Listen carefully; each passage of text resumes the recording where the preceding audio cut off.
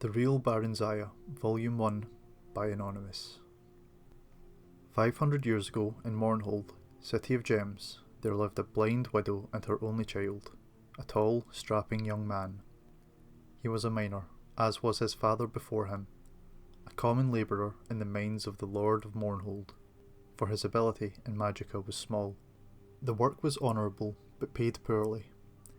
His mother made and sold cornberry cakes at the city market to help eke out their living. They did well enough, she said. They had enough to fill their bellies.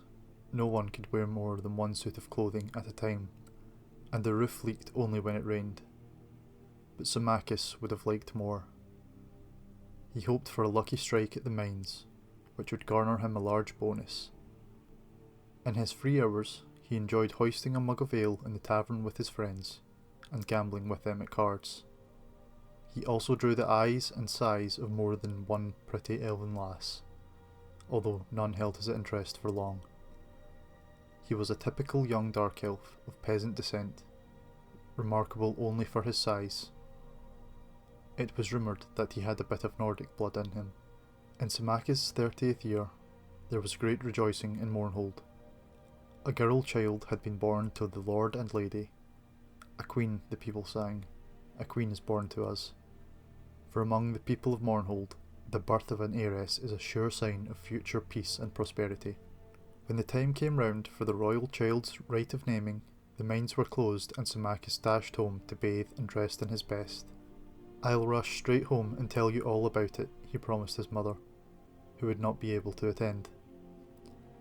She had been ailing, and besides, there would be a great crush of people, as all Mournhold turned out to be part of the blessed event.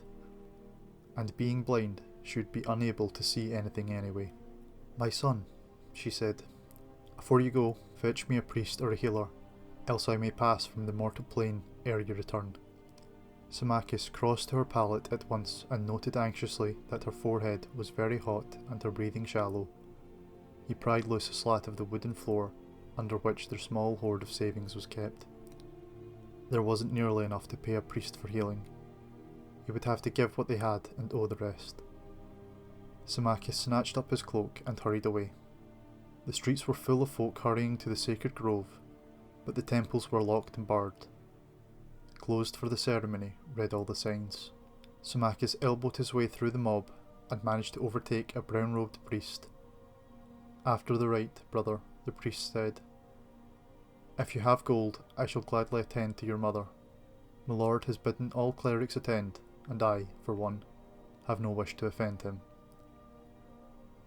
"My mother's desperately ill," Symmachus pled. "Surely my lord will not miss one lowly priest." "True, but the archcanon will," the priest said nervously, tearing his robes loose from Symmachus' desperate grip and vanishing into the crowd.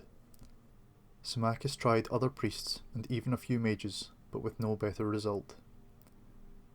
Armoured guards marched through the street and pushed him aside with their lances, and Symmachus realised that the royal procession was approaching. As the carriage bearing the city's rulers drew abreast, Symmachus rushed out from the crowd and shouted, my lord, my mother's dying." "I forbid her to do so on this glorious night," the lord shouted, laughing and scattering coin into the throng. Symmachus was close enough to smell the wine on the royal breath. On the other side of the carriage his lady clutched the babe to her breast, and stared slit-eyed at Symmachus, her nostrils flared in disdain. "Guards," she cried, "remove this oaf." Rough hands seized Symmachus. He was beaten and left dazed by the side of the road. Symmachus, head aching, followed in the wake of the crowd and witnessed the rite of naming from the top of a hill. He could see the brown-robed clerics and blue-robed mages gathered near the high-born folk far below. Barenziah.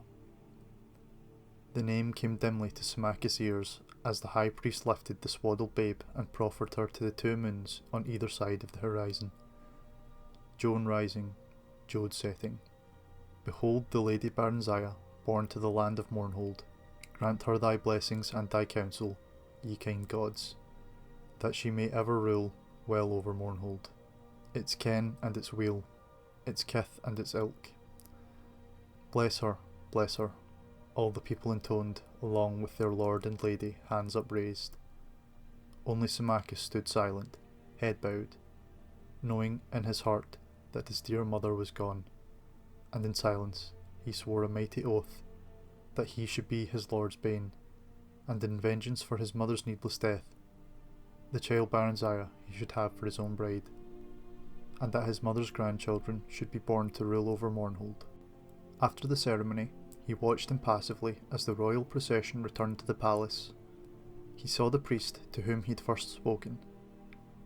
The man came gladly now in return for the gold Symmachus had, and a promise of more afterward. They found his mother dead.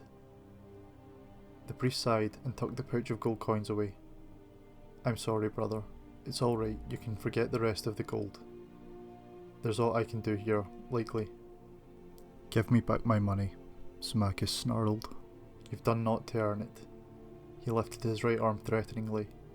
The priest backed away, about to utter a curse, but Symmachus struck him across the face before more than 3 words had left his mouth. He went down heavily, striking his head sharply across one of the stones that formed the fire pit. He died instantly. Symmachus snatched up the gold and fled the city. As he ran, he muttered one word over and over, like a sorcerer's chant. "Barenziah," he said. "Barenziah, Barenziah."